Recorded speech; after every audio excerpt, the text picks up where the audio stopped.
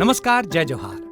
क्या आप भी गवर्नमेंट एग्जाम्स की तैयारी करना चाहते हैं? क्या आप भी मेमोरी टेक्निक्स और ट्रिक्स के जरिए बहुत ही कम समय में स्मार्ट स्टडी करना चाहते हैं? क्या आप चाहते हैं कि सीजी व्यापम टॉपर आपको पढ़ाए?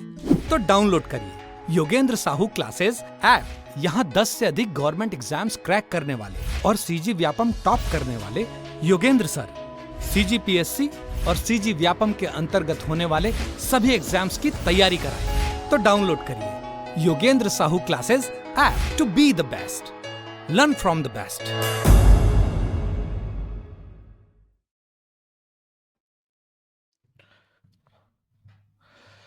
नमस्कार दोस्तों, आप सभी का स्वागत है योगेंद्र साहू ऑनलाइन क्लासेस में। मैं हूं आकाश चंद्राकर और प्रयोगशाला परिचारक की इस सीरीज में, बायो की सीरीज में आज हम लोग जेनेटिक्स से संबंधित क्वेश्चंस करेंगे। अच्छा इंपॉर्टेंट टॉपिक है, छोटा सा और सरल टॉपिक होता है। ज्यादा कुछ तामझाम वाले क्वेश्चन इससे नहीं आते हैं, ना आपको ज्यादा कुछ पढ़ना है। मैं व्यापम के दृष्टिकोण से बता रहा हूँ। हो सकता है कि सेंट्रल गवर्नमेंट के एग्जाम में थोड़े बहुत वेरिएशन देखने को आपको मिले, लेकिन अभी हम लोग प्रयोगशाला परिचारक का सीरीज है तो उसके स्तर के क्वेश्चन इसमें करेंगे। ठीक है, ये सीरीज लगातार चल रही है। आप लोग शेयर जरूर करिएगा वीडियोस को, क्योंकि शेयर करते रहोगे तो जो स्टूडेंट्स पढ़ने के इच्छुक हैं उन तक ये वीडियोस पहुंचते रहेंगे। ठीक, और लाइक जरूर कीजिएगा। मैं बार बार कहता हूँ कि लाइक वीडियोस को जरूर कीजिएगा ताकि मेरा मोटिवेशन उससे बना रहे। चलो पहले प्रश्न की ओर चलते हैं। पहले प्रश्न से शुरुआत करते हैं। क्या बोलता है पहला प्रश्न? चलो पहला प्रश्न क्या कह रहा है? निम्नलिखित में से कौन से गुणसूत्र लड़की के जन्म की कारक होते हैं? Which of the following chromosomes are responsible for the birth of a girl? तो एक लड़की के जन्म के लिए तो आपको तो पहले यह पता होना चाहिए कि मेल और फीमेल में कौन कौन से अलग अलग प्रकार के क्या होते हैं, क्रोमोसोम्स होते हैं।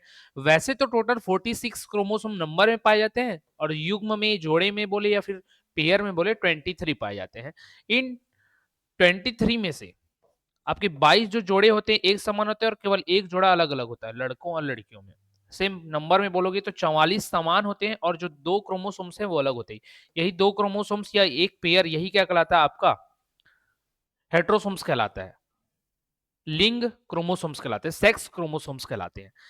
ठीक, अब इसी को पूछ रहा कि लड़की के जन्म के कारक कौन होगा? तो लड़की के में क्या पाया जाता है भैया? एक्स एक्स क्रोमोसोम्स, और लड़के में एक्स वाई पाए जाते हैं। ये बॉयज में, ये गर्ल्स में पाए जाते हैं। ठीक है, ये पाए जाते हैं। तो कौन सा कारक हो जाएगा? आप देख लो option, x y, x z, y y या एक्स एक्स। तो राइट आंसर आपका क्या हो जाएगा? X x. क्या हो जाएगा राइट आंसर?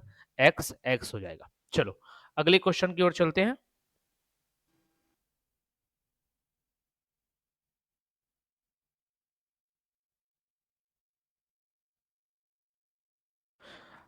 अगला प्रश्न क्या कहता है, देखते हैं। एक सामान्य मानव शरीर की कोशिकाओं में क्रोमोसोम होती है, कितने क्रोमोसोम्स होते हैं भैया सामान्य मानव शरीर में? ये आपको देखना पड़ेगा और ये सामान्य सी बात है, अभी मैंने इसके बारे में आपको जानकारी दिया ही है। तो एक सामान्य मानव शरीर की कोशिका में chromosomes, a normal human body cells has chromosomes. तो सामान्य मनुष्य जो नॉर्मल कंडीशन में, जैसे कि मैं, आप, हम सभी में टोटल नंबर ऑफ क्रोमोसोम 46 होते हैं, पेयर में 23 होते हैं। ऑप्शन डी करेक्ट आंसर हो जाएगा। सर ये 45, 44, 43 भी हो सकते हैं क्या? हाँ, जब अनुवांशिकता की बीमारी होती है आपको अलग अलग प्रकार के सिंड्रोम देखने को मिलता है। Chat to cry to chat syndrome देखने को मिलता है, एडवर्डे सिंड्रोम देखने को मिलता है, जिसमें नंबर ऑफ क्रोमोसोम, जैसे 18वें नंबर का एडवर्डे, 18वें नंबर के क्रोमोसोम्स में अगर कोई परिवर्तन हो गया तो वो आपका एडवर्डे में आ जाता है। 5वें नंबर के में होता है तो क्राइडू चैट में आ जाता है। डाउन सिंड्रोम होता है 21वें नंबर के, अगर क्रोमोसोम में परिवर्तन है तो उस समय ये नंबर्स थोड़े से परिवर्तन हो जाते हैं। ठीक, वो डिटेल में अगर आप पढ़ना चाहते हो तो कोर्स के साथ जुड़ सकते हो। प्रयोगशाला को परिचारक का कोर्स हमारे पास अवेलेबल है, आप उस कोर्स को परचेज करके अपनी तैयारी को और मजबूत कर सकते हैं। मैंने पिछले वीडियो में बोला था कि भैया कभी भी आएगा आपका एग्जाम तो 40 से 45 दिन का आपको समय तो मिनिमम मिलेगा ही मिलेगा। अब इसका मतलब ये नहीं कि डेट अनाउंस हो गया है, कब होगा आप लोग जो पूछ रहे थे वो मैं बताना चाह रहा हूँ। अभी डेट अनाउंस नहीं हुआ है, मैं बता रहा हूँ कि हर दिन आप अभी से भी अगर आप पढ़ना चालू करते हो तो हर दिन के बाद अब 50 दिन आपके पास रहेगा, ये मानकर चलना। अगर आज के डेट में भी नोटिफिकेशन आ जाता है कि व्यापम के वेबसाइट में आवेदन क्रमांक को डालो, अगर वो आ जाए तो भी 50 दिन का आपको समय मिलेगा, ये मैं बोल रहा था। ठीक है, तो हर दिन जो ये सोचते हैं ना कि आज से मैं पढ़ना चालू करूंगा तो क्या तैयारी हो पाएगा या नहीं, तो हो जाएगा, बिल्कुल हो जाएगा, क्योंकि 50 दिन कम नहीं होते। बस उस 50 दिन में आपको 100 दिनों जितना मेहनत करना होगा। तो हर दिन आप ये मान के चलो कि हाँ, एग्जाम 50 दिन बाद है, 50 दिन बाद है, 50 दिन बाद है, तो नए पढ़ने वाले विद्यार्थी भी पढ़ाई कर पाएंगे। जो पहले से पढ़ रहे हैं उनके लिए तो समय लाभकारी ही रहेगा अगर आप रिविजन करते हैं तो। चलो अगला प्रश्न देखते हैं। गुणसूत्र किससे संबंधित है? Chromosomes are related to respiration से, एसिमिलेशन से, ट्रांसमिशन ऑफ जेनेटिक कैरेक्टर से, या फिर न्यूट्रिशन से। तो पोषण, श्वसन, स्वांगीकरण या आनुवांशिक लक्षणों के संचरण से किससे संबंधित होते हैं? ये बहुत ही आसान प्रश्न था, ये किससे संबंधित होते हैं? ये सिंपल सी बात है, ऑप्शन नंबर सी, अनुवांशिक लक्षणों के संचरण से। क्रोमोसोम, क्रोमोसोम के अंतर्गत आपके पाए जाते हैं डीएनए, डीएनए में पाया जाता है जीन्स। ये जो जीन होते हैं यही क्या होते हैं? हमारे माता पिता से, हमारी पहली पीढ़ी से हम तक उनके गुणों को, उनके लक्षणों को लेकर आते हैं। जैसे हम लोग बोलते हैं ना, ये अपने पापा के जैसे हंसता है, अपने पापा के जैसे लंबा है, उसके जैसे चल रहा है, इसका फेस कट इसकी मम्मी के जैसे है। क्या है वो? जेनेटिक्स के माध्यम से हमारे अंदर वो लक्षण आए थे। ठीक है, तो ये होते हैं अनुवांशिक लक्षणों के संचारण। कौन? क्रोमोसोम्स। चलो अगला प्रश्न क्या दिया है? उस बिंदु का नाम क्या है जिस पर क्रोमोसोम में क्रोमैटिक जुड़ते हैं? शिट, वन सेकेंड, बैक हो गया था। चलो बताना है ये, उस बिंदु का नाम क्या है क्रोमोसोम में जिसमें जेनेटिक्स जुड़ते हैं? तो क्या होंगे आपके ऑप्शन दिए? न्यूक्लियोसोम, सेंट्रोमियर, सेंट्रोसोम या जीन। क्या होते हैं ये? जो सेंट्रोमियर होता है ना, ये सेंट्रोमियर के माध्यम से जुड़ते हैं। क्या होता है सर ये? क्रोमोसोम बोल रहे हैं, जैसे मैं डीएनए की संरचना के माध्यम से आपको बता रहा हूं, जैसे ये डबल वलित श्रृंखला जो चलती रहती है, जहां पर ये दोनों आकर आपस में जुड़ते रहते हैं ना, वलित होते रहते हैं, उसको सेंट्रोमियर कहते हैं। क्या कहते हैं? सेंट्रोमियर कहते हैं। ये याद रखना आप, सेंट्रोमियर। ठीक है, चलो आगे चलते हैं। डीएनए के बारे में पूरा डिटेल में मैंने पढ़ाया हुआ है, आप पढ़ सकते हैं। अगला देखते हैं। अनुवांशिक की सामग्री के वाहक है, are the carrier of genetic material. तो क्रोमोसोम तो होते ही हैं, और क्रोमोसोम के अंतर्गत डीएनए पाया जाता है, और उसी डीएनए के अंतर्गत क्या पाए जाते हैं? मैंने बताया, जीन्स पाए जाते हैं। यही जो जीन होते हैं वो पूरे कैरियर होते हैं। मेनली क्रोमोसोम को नाम में जानते हैं, और मेनली उसके अंतर्गत काम करने वाले जैसे होते हैं ना, हम जान तो रहे भारत देश को, लेकिन भारत देश के अंतर्गत राज्य भी हैं, राज्य में शासन करने वाली अलग राज्य सरकारें भी हैं। लेकिन क्या मुख्यमंत्री हर जगह जाकर काम करता है? नहीं करता। उसके लिए अलग अलग प्रशासनिक और अधिकारियों को बैठाया गया, उसके कर्मचारी रखे गए। तो वैसे यहां पर भी है, आता नाम क्रोमोसोम का है, लेकिन काम एक्चुअल में करता है जीन्स। ठीक, ध्यान में रखना। तो जो अनुवांशिकी के वाहक जो होते हैं वो जीन कहलाते हैं। ठीक है, अगला प्रश्न। वनस्पति भागों या बीज के बजाय कोशिकाओं के माध्यम से नए पौधे को उगाना क्या कहा जाता है? ये एक पैटर्न है, ये मैंने आप लोगों को जो कोर्स में पढ़े होंगे उन लोगों को मैंने बताया था कि वर्धी प्रजनन भी होता है। ठीक है, एक गुटी लगाना भी होता है, कलम लगाना भी होता है, दाब कलम भी होता है, स्तरीकरण भी होता है, लेयरिंग। तो ये जो सब होते हैं उसी में पूछ रहे हैं, वनस्पति भागों या बीज के बजाय कोशिकाओं के माध्यम से। तो अब वनस्पति भाग का भी यूज नहीं करना, बीज के माध्यम से भी नहीं करना है, उसके बजाय कोशिकाओं के माध्यम से जब करोगे, तो जब भैया कोशिका के माध्यम से करेंगे तो कोशिका से रिलेटेड वर्ड यहां पर एक बस दिख रहा है मुझे, टिश्यू। बस यही टिश्यू से आप आंसर का पता लगा पाओगे कि जब भी हम लोग वनस्पति भागों या बीज का बिना प्रयोग किए पौधों की उत्पत्ति कर रहे हैं, उन नए पौधे उगा रहे हैं, तो उस समय जो आंसर आता है वो आपका क्या आता है? वो आता है आपका टिश्यू कल्चर। क्या आता है? Tissue culture. पुनः निर्माण तो रीजनरेशन तो उसमें पौधों में नहीं, विशेषकर आपके छोटे बैक्टीरिया वगैरह में होता है, यूग्लिना में होता है, हाइड्रा में होता है। ठीक है, फिर बहुविखंडन, मल्टीपल फिजन, ये आपके अमीबा वगैरह में देखने को मिलता है, बाइनरी फिजन अमीबा में देखने को मिलता है। तो ये अलग चीजें थी। ठीक है, तो पौधों में अगर वनस्पतियों में पूछे तो टिश्यू कल्चर आपका राइट आंसर होता है। चलिए आगे। एक नवजात बालिका की कोशिकाओं में गुणसूत्र का कौन सा संयोजन होता है? तो कौन सा होता है? टोटल 23 जोड़े हैं, टोटल 46 पाए जाते हैं, इसमें से 22 जोड़े जो हैं एक समान रहेंगे, एक जोड़ा अलग रहेगा। मतलब 44 जो क्रोमोसोम है सेम रहेंगे, 2 क्रोमोसोम अलग रहेंगे। इसी 2 क्रोमोसोम के मैंने 2 टाइप बताए थे, एक्स एक्स और एक्स वाई, यही आपको बताया था। अब बताओ भाई, इसमें बोल रहा है बालिका, बालिका मतलब गर्ल्स, गर्ल्स के लिए क्या होता है? X x. तो भैया 44 क्रोमोसोम तो सेम रहेंगे और बाकी 2 एक्स और एक्स रहेंगे, किसमें दिख रहा है? ये आपके पहले ही ऑप्शन में दिख रहा है 44 गुणसूत्र प्लस एक्स एक्स। ये जो होंगे एक गर्ल के अंतर्गत ये आता है, लेकिन बॉय में पूछ देता तो ये आता आपको 44 गुणसूत्र प्लस एक्स वाई। सर 22 वाला नहीं ले सकते क्या? नहीं ले सकते। अगर 22 वाला लोगे तो पेयर बताना पड़ेगा वहां पर, 22 पेयर ऑफ क्रोमोसोम्स। ना पेयर नहीं बताया गया था हमको, नंबर में बताया गया, और इसको भी एक पेयर एक्स ये बताता, या अलग से इसको 20 पेयर प्लस एक्स वाई बताता, नहीं बताया था। इससे 44 वाले को आपको राइट आंसर लेना है। ठीक, अगला प्रश्न देखते हैं। निम्नलिखित में से कौन सा कथन सत्य है? Which of the following statement is true? पहला ऑप्शन आपको दिया गया है कि टिड्डों तथा कुछ अन्य कीटों के नरों से सिर्फ 4 लिंग गुणसूत्र या सेक्स क्रोमोसोम होते हैं। पहली बात तो ये, कभी भी आपके जो सेक्स क्रोमोसोम होंगे या फिर आपके हेट्रोसोम जो होंगे वो हमेशा एक पेयर में होंगे तो दो ही होंगे। लगभग 90% जीवों में यही होता है, किसी में एक बस रहता है, दो ना होके एक हो जाता है, लेकिन कभी भी चार नहीं होगा। वो चार नहीं होगा तो पहला ही हमारा गलत हो गया, तो हमको ट्रू खोजना है, पहला ही फॉल्स है। चलो ठीक, अगला देखो, किसी नर में एक एक्स गुणसूत्र और दो वाई गुणसूत्र, बिल्कुल नहीं, एक एक्स होगा एक ही वाई होगा, दो वाई कभी भी नहीं होंगे, तो ये गलत हो गया आपका। तीसरा, मानवों में 46 गुणसूत्र होते हैं, ठीक है, सही है, हमारे अंदर 46 ही है, पेयर में 23 है, जिनमें से 42 अलिंगी गुणसूत्र, अलिंगी मतलब जो हेट्रोसोम्स होते हैं, जो सॉरी हेट्रोसोम्स नहीं, ऑटोसोम्स जो होते हैं 42, लेकिन 42 कभी भी ऑटोसोम्स नहीं होते। ऑटोसोम्स की संख्या कितनी होती है? 44 होती है, और जो केवल दो होते हैं यही सेक्स क्रोमोसोम या हेट्रोसोम होते हैं। तो ऑटोसोम कितने होते हैं? 44। यहाँ पर ऑटोसोम्स को 42 लिखा है, गलत हो गया, ये भी गलत हो गया। तो ट्रू क्या होगा? अब बच गया वही आंसर, ट्रू हो जाएगा, बाकी तीन तो फॉल्स थे। पढ़ लेते हैं फिर भी।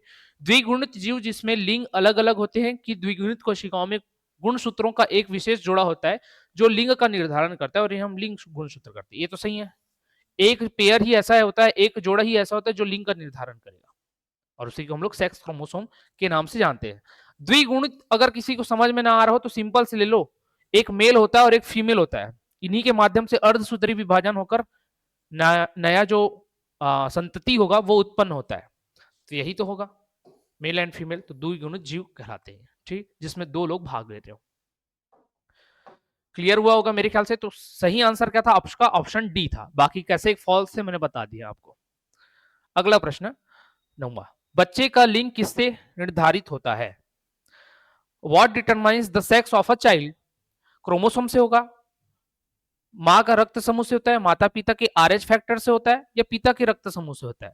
सिंपल सी बात है, लिंग का निर्धारण हमेशा क्रोमोसोम से होगा, और क्रोमोसोम में भी दो टाइप के थे, एक एक्स एक्स था और एक एक्स वाई का पेयर था, ये वाला बॉय ये वाला गर्ल, तो यही पूछ रहा है। तो कभी भी रक्त समूह से नहीं होगा, आरएच फैक्टर से नहीं होगा, ना माता ना पिता, किसी भी नहीं, हमेशा क्या होगा? क्रोमोसोम।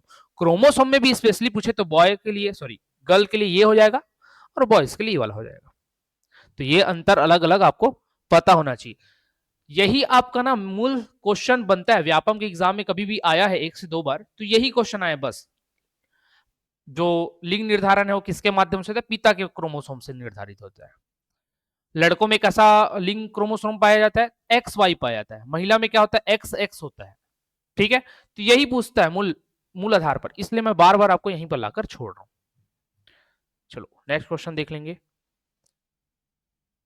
10वां, निम्नलिखित में से कौन सा कथन सत्य है? Which of the following statement is true? मानव में 46 गुणसूत्र पाए जाते हैं जिसमें 42 ऑटोसोम और 4 लिंग गुणसूत्र। गलत है, पहले ही गलत है। ठीक है, हमको सही खोजने बोला है। जेनेटिक शब्द जेडी वॉटसन द्वारा 1906 में दिया गया, नहीं, इनके द्वारा नहीं दिया गया। चलो ये देखते हैं। मेंडल पहले वैज्ञानिक थे जिन्होंने जीन को आनुवांशिकता के रूप में 1886 में देखा, नहीं, इन्होंने भी नहीं देखा।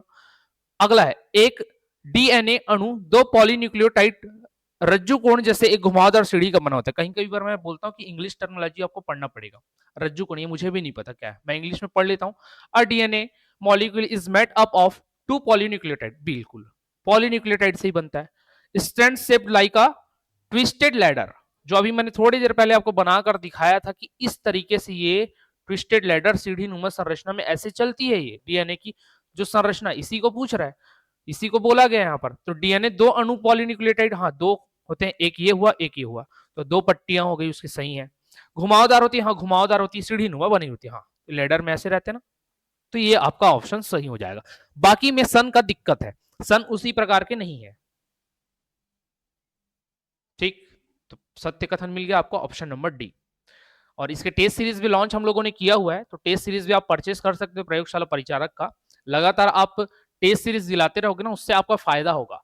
अगर आपने थ्योरी पढ़ना छोड़ भी दिया है लेकिन टेस्ट सीरीज दिला रहे हो, एक मोमेंट पर होता है कि अगर लंबे टाइम तक एग्जाम नहीं हो रहा तो थ्योरी पढ़ना आप बंद कर देते हैं। सबके साथ होता है, हमारे साथ भी होता है, क्योंकि 1 साल से ज्यादा इस पोस्ट को हो चुका है आए हुए। लेकिन टेस्ट सीरीज या क्वेश्चन के साथ आप जुड़े रहो। ये जो सीरीज है, एमसीक्यू सीरीज चलाने का यही मकसद है, आप पढ़ाई से जुड़े रहो, ठीक है। दूसरा, आप अगर अच्छे स्तर पर तैयारी कर रहे हैं तो टेस्ट सीरीज जरूर दिलाते रहो। तो 99 rupees per test series available है, उसको परचेस जरूर कर लेना, ठीक। जो नए स्टूडेंट हैं वो, और जो दिला चुके हैं एक बार वापस वो फिर से उन टेस्ट को दिलाते रहिएगा। चलो 11वें क्वेश्चन में देखते हैं, कौन सा कथन सही या गलत है बोल रहा है। ट्रू और फॉल्स स्टेटमेंट देखना। स्टेटमेंट देखते हैं, ए बी सी 3 दिए हैं। ए में बोल रहा है कि मटर का पौधा मेंडल द्वारा कार्य करने के लिए चुना गया था। ये सबको पता है, 10th स्टैंडर्ड अगर आपने पढ़ा है तो मटर के पौधे को मेंडल के द्वारा लिया गया था अनुवांशिकता बताने के लिए।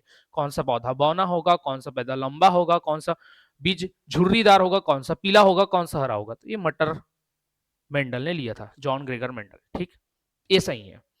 गुणसूत्र कारक का वाहक होता है। कारक मतलब कैरियर, कैरियर फैक्टर्स, कैरियर होता है फैक्टर का। जैसे कि माता पिता से कुछ गुण आते हैं, अगर माता पिता लंबे हैं आप भी लंबे हो जाओगे, माता पिता बौने हैं आप भी बौने होगे। तो कौन लाता है, क्रोमोसोम लाता है, ये भी सही है। तीसरा, मानव अंग में भुजाएं पक्षियों के पंखों के अनुरूप होता है। कभी भी देखा है कि पक्षियों के पंख के समान हमारे हाथ निकलते हैं क्या? नहीं, हमारे हाथ देख सकते हो, जैसे मुझे ही देख रहे हो, लंबे हैं। पक्षियों के क्या रहते हैं, ये छोटे से, तो इस प्रकार से नहीं बनते। और ये केवल हाथ का जो थोड़ा सा जोड़ रहता है जिसमें उसके पंख लदे हुए रहते हैं, ऐसे जो फर्श रहते हैं ऐसे लगातार, ऐसे लगातार जुड़े रहते हैं ऐसे। तो इस प्रकार से तो हमारा हाथ नहीं बढ़ता है, तो ये तो गलत हो गया, इसी के अनुरूप नहीं रहता, आइडेंटिकल ऐसा है ही नहीं।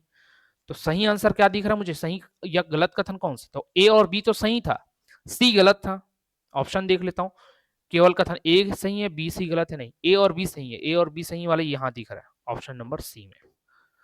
तो ए और बी सही है, सी गलत है। हमारे जो हाथ है वो पक्षियों के आइडेंटिकल नहीं रहते। अगर आइडेंटिकल होते तो मैं भी अभी उड़ रहा होता, आप लोग भी उड़ रहे होते, उड़ते उड़ते यूट्यूब में पढ़ते और मैं उड़ते उड़ते यहाँ पर पढ़ा रहा होता, ठीक है।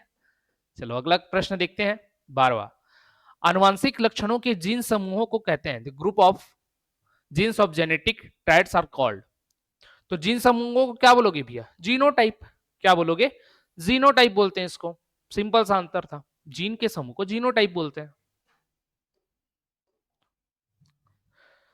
अब लग रहा होगा कि sir single one liner question ज्यादा हो जा रहा है इसमें, ऐसे ही प्रश्न आएंगे जेनेटिक्स में और क्या डाल देगा। जो कथन वाले क्वेश्चन थे तो मैंने आपको कराए हैं, मैक्सिमम सिंगल लाइनर ही क्वेश्चन दिखेंगे इस चैप्टर से।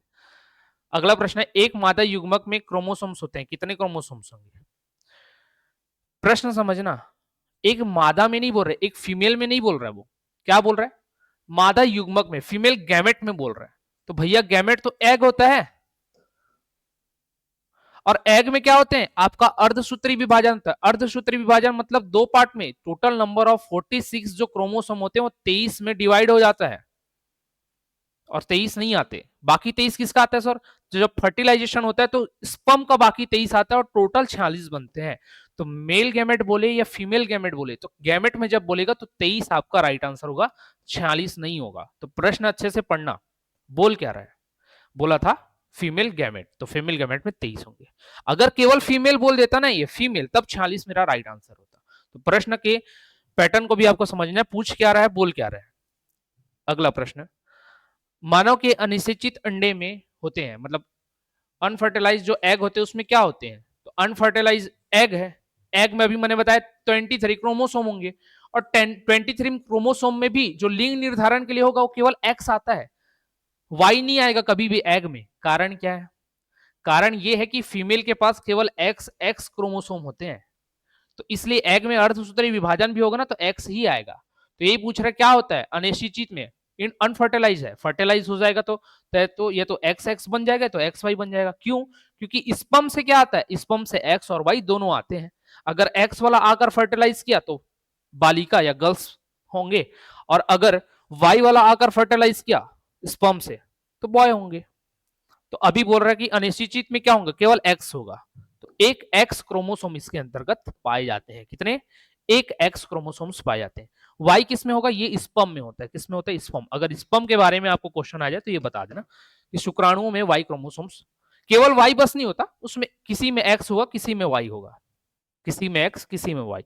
अगर जिसमें एक्स था तो बेबी गर्ल हो जाएगी, अगर वाई रहा होगा तो बॉय हो जाएगा। अगला प्रश्न, पुरुष शुक्राणु में गुणसूत्रों की संख्या है, the number of chromosomes in a mail sperm is, कितने होंगे? अभी मैंने समझाया था कितने होंगे, 23 होंगे। ठीक, क्योंकि अर्धसूत्री विभाजन होता है हमारे शरीर में ना।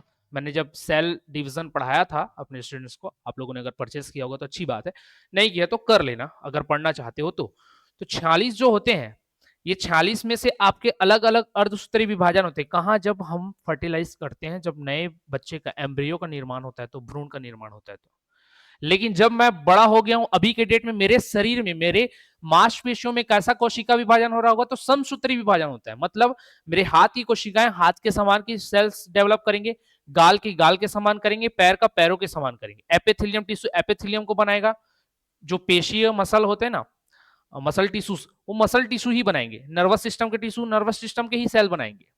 ये होता है। तो उस समय समसूत्री विभाजन होता है, और जब बच्चे पैदा होने वाले रहते हैं तब अर्धसूत्री विभाजन होता है। ठीक है, तो 23 इसमें भी आएगा। चलो अगला प्रश्न, आधुनिक आनुवांशिकी का जनक किसे माना जाता है? Who is considered the father of modern genetics?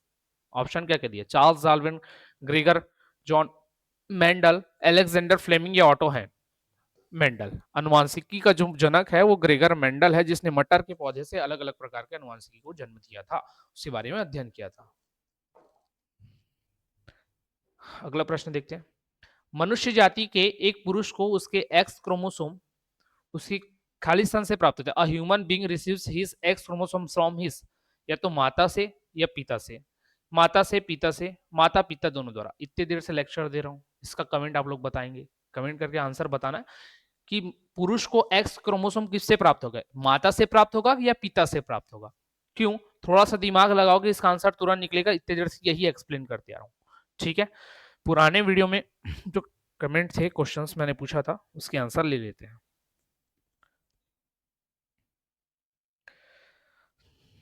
17 तो हो गया, 17 का आंसर आप लोग बताएंगे कमेंट करके। ठीक है, रिप्रोडक्टिव सिस्टम के क्या आंसर थे, चलो ले लेते हैं।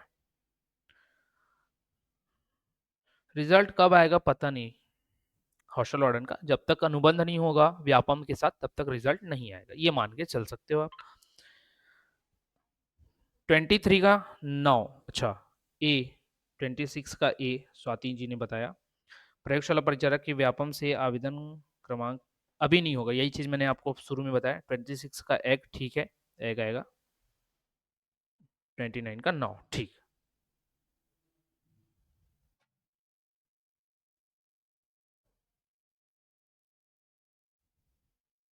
क्वेश्चन के साथ आप लोगों को राइट आंसर मैं पढ़ देता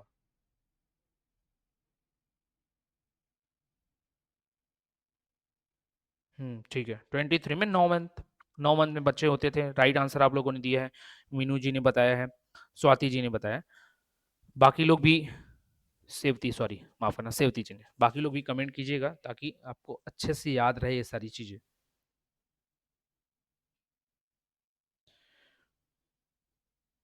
ट्वेंटी सिक्स का आंसर ले लेते हैं। मादा प्रजनन कोशिका का नाम क्या है? एग है। ठीक, राइट आंसर सेवती जी ने ही बताया, मीनू जी ने बताया इसका राइट आंसर। बाकी लोग भी कमेंट कीजिएगा भाई, जुड़ाव आपका रहेगा क्लासेस के साथ, नहीं तो ऐसा लगेगा कि भाई बस पढ़ रहे हैं, सुन रहे हैं। तो अटैचमेंट बना के रखना है आपको, एक्टिव रहना है क्लासेस के साथ, भले ही ये यूट्यूब पर चल रहा हो, तो उसके लिए आपको कमेंट करना जरूरी होता है। जो आंसर मैं पूछता हूँ कम से कम उसका। चलो अगला प्रश्न, निम्नलिखित रोगों में से कौन सा एक अनुवांशिक विकार है? अब अनुवांशिक विकार में मैं कुछ कुछ सिंड्रोम बता रहे थे ना, जब जेनेटिक परिवर्तन होता है, तो इसमें भी कुछ ऐसे हैं जो आप सामान्य रूप से दिखते रहोगे, लेकिन आपके अंतर्गत वो बीमारी जो आपके माता पिता को थी या दादी दादा को थी या उनसे पहले के पूर्वजों को थी, वो आ जाती है। उसमें कौन कौन से ऑप्शन में दिख रहा है आपका? थैलेसीमिया, एनीमिया, रतौंधी, कैंसर, ये सब में आपको बताना है। तो एनीमिया तो आपका बिल्कुल नहीं हो सकता, क्योंकि ये रक्त की कमी से, जब विटामिन की कमी होने लगती है, विटामिन B12 की, है ना, आयरन की कमी होने लगती है, तब ये होता है, तो ये तो हो नहीं सकता। रतौंधी, ये भी आदमी को विटामिन सी कमी से विटामिन ए की कमी से होता है। कैंसर ये अलग से अगर सेल डेवलपमेंट होता है तब होता है, ये अनुवांशिक रूप से आता नहीं है। बचा आपका आंसर क्या? थैलेसीमिया। अगर थैलेसीमिया के बारे में आपने नहीं पढ़ा है तो बाकी 3 तो ऐसे ही आप एलिमिनेट कर सकते थे। तो ये एक अलग मेथड होता है कि एलिमिनेट करके आप सारी चीजों को पढ़ सकते हैं, ठीक है। अब हो क्या सकता है थैलेसीमिया के अलावा और कौन-कौन से? तो भैया आपका होता है एक sickle cell. Anaemia, sickle cell अलग-अलग चीज है ना। केवल एनीमिया बोले मतलब रक्त की कमी, ये अनुवांशिक नहीं हो सकता। ये आपके अंतर्गत बाय डिफॉल्ट भी आ जाता है। ये सिकल सेल जो होता है ना, सिकल सेल, ये जो होते हैं ये होते हैं अनुवांशिक। क्या होते हैं? अनुवांशिक। मतलब अगर आपके माता-पिता में से किसी एक को सिकल सेल है तो होने वाले बच्चे के अंतर्गत ये आ जाता है। या कुछ ऐसे जो संतति हैं जो शादी कर रहे हैं उनके अंदर ब्लड ग्रुप अलग-अलग फॉर्मेशन का है, उनके ब्लड सेल्स अलग-अलग हैं, आरबीसी, और उनके शादी करने के बाद अगर ऐसे फॉर्मेशन हो सकते हैं तब बच्चे के अंतर्गत सिकल सेल आ जाता है। तो सिकल सेल जो होता है वो होता है। कलर ब्लाइंडनेस को बोल सकते हो। कलर ब्लाइंडनेस जो होता है वो अनुवांशिक बीमारी होती है। और एक हीमोफीलिया होती है, थैलेसीमिया, ये भी रक्त से रिलेटेड। हीमोफीलिया, हीमोफीलिया मतलब ब्लड का क्लॉटिंग नहीं जमता है। वो सब जो होते हैं आपके मुख्य रूप से अनुवांशिक विकार में आते हैं, ध्यान में रखना। तो कलर ब्लाइंडनेस याद रखना, सिकल सेल याद रख लेना, थैलेसीमिया और हीमोफीलिया विशेषकर ये याद रख लेना। कलर ब्लाइंडनेस भी बता दिया मैंने, ठीक है। चलो आगे देखते हैं। जीन उत्परिवर्तन निम्न में से किसके कारण होता है? Gene mutation is caused by which of the following? Reproduction के कारण, change in the sequence of protein के कारण, मतलब प्रोटीन के अनुक्रम में परिवर्तन के कारण, change in the sequence of nitrogen base के कारण, नाइट्रोजनी क्षारों के अनुक्रम में परिवर्तन के कारण, हार्मोन के एंजाइमों के स्त्राव के कारण, secretion of enzymes hormones. Basically क्या होता है आपका ये जो डीएनए है ना, इसी के अंदर जेनेटिक्स रहेंगे, जीन रहेंगे। इसमें बेसिकली ये जो स्टैंड लैडर के समान जो पाए जा रहे हैं ना, ये बड़ी बड़ी पट्टियां, ये होती है नाइट्रोजन बेस की, ठीक है। नाइट्रोजन की भी बेस की होती है, AC GD GT। ये आपका बेसिकली क्या होता है? फॉर्मेशन होता है इन लोगों का। जब फॉर्मेशन होता है ना तो इसी में परिवर्तन होता है आपके, किसमें? नाइट्रोजनी क्षारों में। किसमें परिवर्तन होता है? नाइट्रोजनी फॉर्म, सॉरी AT और GC है, उल्टा लिख दिया हूं। ए का टी के साथ एडिनिन, थायमिन, ग्वानिन, साइटोसिन, ऐसे करके नाम होता है। तो ये आपस में बनाते हैं, क्या बनाते हैं? बॉन्ड बनाते हैं, और ये नाइट्रोजन बेस के साथ बनाते हैं। जब ये नाइट्रोजन बेस के साथ बनाते हैं और इसमें थोड़ा सा अगर चेंजेस आता है तो इसी को हम लोग बोलते हैं म्यूटेशन। और म्यूटेशन किस में हो जाता है? जीन में हो जाता है। इसी को जीन म्यूटेशन के नाम से जानते हैं। तो बेसिकली किसके कारण होता है? नाइट्रोजनी क्षारों के अनुक्रम में परिवर्तन। मतलब अगर लाइन से ये ATGC इसका अगर बॉन्ड बनते चल रहा, अगर इसमें थोड़ा सा परिवर्तन आया, म्यूटेशन हो जाता है, ठीक। तो ये याद रखना, नाइट्रोजनी क्षारों के अनुक्रम में, नाइट्रोजन बेस के सीक्वेंस में अगर चेंज है तब उत्परिवर्तन कहलाता है। अगला प्रश्न है, अनुवांशिक गुणों के वाहक कौन होते हैं? तो कौन होता है अनुवांशिक गुणों का? अब 3 अलग अलग इसके टाइप आ गए। अगर क्रोमोसोम दिया है तो क्रोमोसोम राइट आंसर है, अगर जीन दिया है तो जीन राइट आंसर है, और इनके बीच की एक कड़ी होती है डीएनए। अगर ये दोनों नहीं दिए हैं तो डीएनए आपका राइट आंसर होगा, आरएनए कभी भी नहीं होगा। तो डीएनए अनुवांशिक गुणों के वाहक होते हैं। मेन क्रोमोसोम, क्रोमोसोम के अंतर्गत डीएनए होता है, और डीएनए के अंतर्गत काम करने वाला चीज है जीन। तो जीन मेन मुख्य रूप से होता है काम, ठीक। बाकी ऑप्शन में अगर डीएनए तो डीएनए आंसर है, जीन दिया है तो जीन आंसर है। सर तीनों ऑप्शन में दे दिए तो जीन को ही लेना। अगला, विज्ञान की वह शाखा जिसका उद्देश्य मानव जनसंख्या अनुवांशिक गुणवत्ता में सुधार करना है। तो अनुवांशिकी की गुणवत्ता में, जेनेटिक क्वालिटी में हमको क्या करना है? इंप्रूवमेंट लाना है। तो वो कौन सा विज्ञान है जिसके अंतर्गत हम लोग पढ़ते हैं? क्या वो एपिजेनेटिक्स है, क्या वो जैव प्रौद्योगिकी है, क्या वो यूजेनिक्स है, या क्या वो जेनेटिक्स है? तो वो बेसिकली हमारा कहलाता है यूजेनिक्स। क्या कहलाता है? यूजेनिक्स। क्या कहलाता है? यूजेनिक्स। जेनेटिक्स तो अनुवांशिकता को बोलते हैं, टर्म्स है, ये पढ़ाई नहीं है वो। यूजेनिक्स जो होता है उसके अंतर्गत हम लोग ये अनुवांशिक गुणवत्ता को सुधार करने के बारे में पढ़ते हैं। तो यूजेनिक्स ये नया टर्म मुझे लगा, नया क्वेश्चन मुझे मिला तो मैंने ले लिया था। तो ये वर्ड, ये नया चीज था, ये आप लोग नोट कर सकते हैं। चलो, एक ही प्रजाति की विभिन्न आबादियों के बीच के अनुवांशिक भिन्नता को क्या कहा जाता है? ये बताने वाला चीज है। क्या बोलेंगे? पारिस्थितिक विविधता, जैव विविधता, प्रजाति विविधता या अनुवांशिक विविधता? एक ही प्रजाति बोल रहे तो प्रजाति विविधता तो हो ही नहीं सकता। जैव विविधता, ये तो बायोडाइवर्सिटी आता है जब अलग अलग जगह के लोगों को लेंगे तब। आबादियों के बीच अनुवांशिक भिन्नता, अनुवांशिक भिन्नता ही क्या कहलाएगी? अनुवांशिक विविधता कहलाएगी। तो अनुवांशिक विविधता प्रश्न में ही इसका नाम छुड़ा था। पारिस्थितिक भी, इकोलॉजिकल जो डाइवर्सिटी है वो अलग चीज है, बायोडाइवर्सिटी अलग चीज है। यहाँ बायोडाइवर्सिटी छोटे से जीवों को लेकर बड़े जीवों तक के बारे में बताता है। पारिस्थितिक विविधता आपके पर्टिकुलर एक पारिस्थितिक तंत्र इकोसिस्टम में चेंजेस के कारण बताता है। प्रजाति की जो आबादी में विविधता है वो आनुवंशिकता जेनेटिक डाइवर्सिटी को बताता है। तो आपका राइट आंसर जेनेटिक डाइवर्सिटी होगा। ठीक है, इससे पहले मैं कहना चाहूंगा कि अगर आपने चैनल को सब्सक्राइब नहीं किया तो चैनल को जरूर सब्सक्राइब करके रखें, ताकि इसी प्रकार के नए नए वीडियोस आते रहेंगे तो आपको अपडेट लगातार मिलता रहेगा। प्रश्न बोलता कि बच्चों का लिंग खाली स्थान से प्राप्त होने वाले वंशानुगत गुणसूत्र द्वारा निर्धारित होगा। The sex of the child will be determined by the inherited chromosomes form. Father mother किससे, नेचर किससे? सिंपल से कमेंट करके बताना। ये तो इतने देर से समझाते आया हूं मैं। तो 17वां और 23वां नंबर का आंसर आपको बताना है। बच्चों का लिंग किससे प्राप्त होने वाले वंशानुगत गुणसूत्र द्वारा निर्धारित होता है। सिंपल सा प्रश्न है। चलो, तो लिंग किसके माध्यम से निर्धारित हो रहा है यही बताना है आपको। चलो अगला प्रश्न है, मानवों में नर युग्मक निम्न में से कौन सी गुणसूत्र का वाहक होता है? In humans the male gamete carries which of the following chromosomes. तो नर युग्मक क्या करता है फॉलो? केवल एक्स करेगा, केवल वाई करेगा, एक्स या वाई दोनों गुणसूत्र करेगा, ये तो एक्स ये तो वाई। क्या करेगा भैया? ये वाला जो रहेगा वो क्या करेगा? केवल एक्स करेगा, केवल वाई करेगा, क्या करेगा?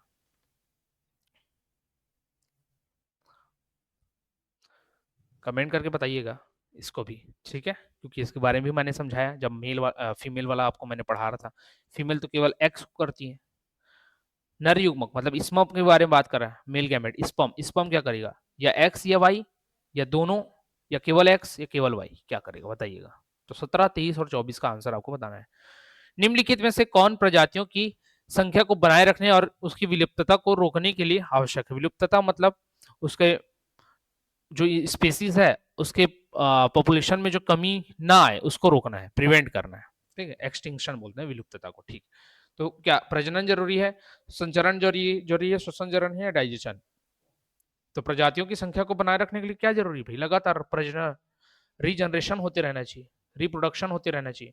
अगर रिप्रोडक्शन किसी भी एक प्रजाति का रुक गया तो कहां से उसके प्रजाति के नए जो जीव है पैदा हो पाएंगे या आगे बढ़ पाएंगे? तो इसलिए रिप्रोडक्शन जरूरी होता है, चाहे वो मनुष्यों में हो, चाहे वो पशुओं में हो, चाहे किसी भी प्रकार के बैक्टीरिया या सूक्ष्म जीवों में हो। सभी के लिए रिप्रोडक्शन अपनी संतति को जन्म देने के लिए और अपने ही प्रकार की प्रजाति के लोगों को बनाए रखने के लिए, उसका अस्तित्व बनाए रखने के लिए जरूरी है।